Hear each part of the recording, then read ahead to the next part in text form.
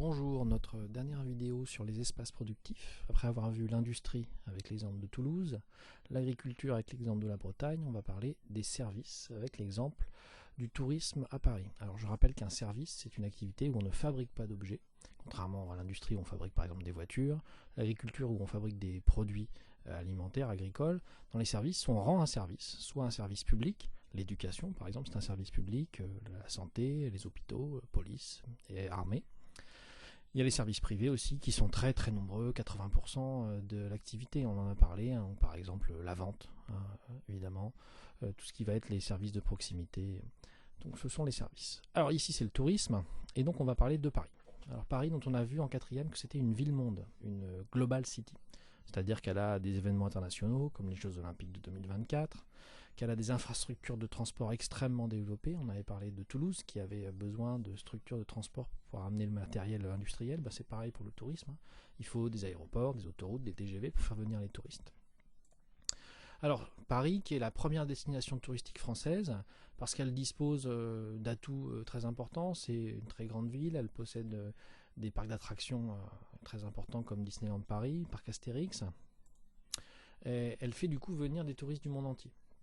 Alors on a l'exemple dans votre manuel avec les touristes chinois qui consomment beaucoup. Donc le tourisme est une activité très rentable, hein, c'est-à-dire que les touristes en France viennent et consomment énormément, donc ça rapporte et ils profitent de l'industrie du luxe, hein, en particulier. Alors si on regarde dans votre manuel le classement des 12 monuments les plus visités de France, on voit que les 9 premiers sont parisiens. Donc c'est quand même assez important. Alors je compte Disneyland Paris comme parisien, même si c'est la grande couronne parisienne.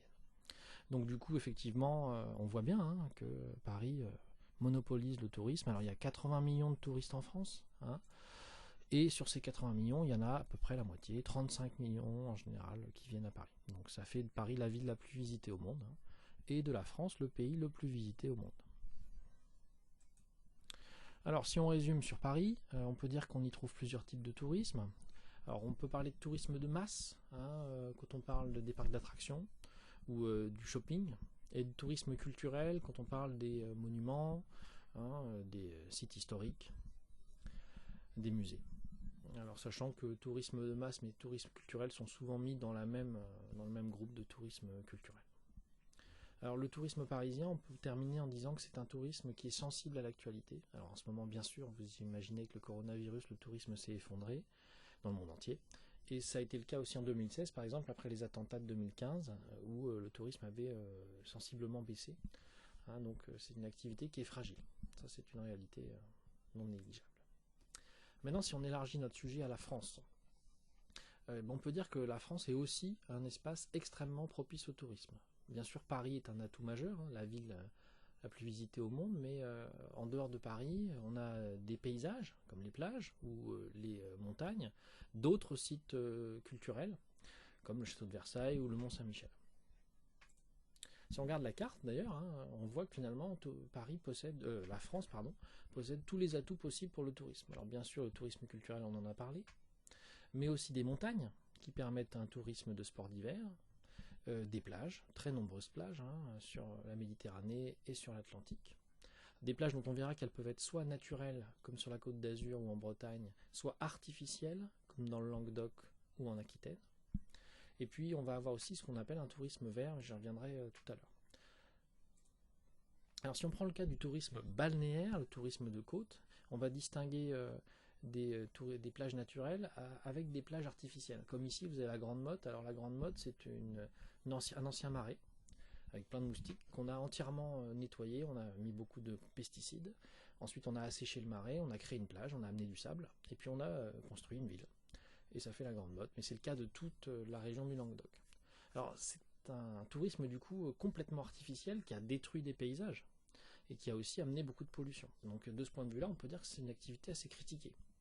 Si on prend le cas de sports d'hiver, c'est un peu la même chose. Dans les grandes montagnes, qui sont des espaces naturels, on a construit des espèces de cités HLM, hein, des tout petits immeubles pour louer des appartements. Et ces lieux sont extrêmement utilisés, avec beaucoup de population, beaucoup de pollution. Donc si on résume, c'est une activité qui est assez polluante.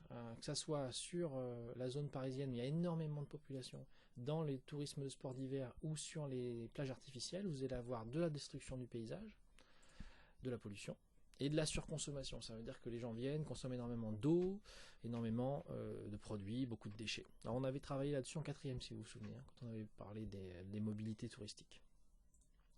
Alors ceci dit, on peut quand même dire aussi que le tourisme, c'est une activité qui peut protéger la nature, à contrario. Donc déjà, l'État a créé des conservatoires du littoral, hein, il a fait une loi sur la montagne. Donc on essaye de protéger certains espaces naturels. Et on a aussi créé ce qu'on appelle des parcs nationaux ou parcs régionaux, qui sont des lieux donc, où on n'a pas le droit de construire. Ça donne quand même sur la carte un espace assez large, hein. Alors en vert, vous avez des parcs naturels nationaux, donc ça c'est des très grands parcs. Et vous avez en orange tous les parcs naturels régionaux, ou les zones naturelles protégées.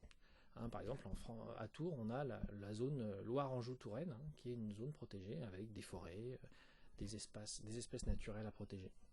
Dans ces espaces-là, tout ce que vous voyez sur la carte, on n'a pas le droit de construire. Hein, on ne peut pas construire de nouveaux bâtiments, ce qui est quand même assez intéressant. Hein, ce qui veut dire qu'on peut profiter d'un tourisme plus écologique, qu'on va appeler d'ailleurs un tourisme vert. Donc si on résume, avec notre activité touristique, on peut voir que la France, c'est la première puissance touristique mondiale, 80 millions de visiteurs, surtout le tourisme culturel, monuments, loisirs, parcs d'attractions. Le tourisme balnéaire aussi qui est très important, sur les plages artificielles ou les plages naturelles. Tourisme de sport d'hiver, hein, qui est aussi non négligeable.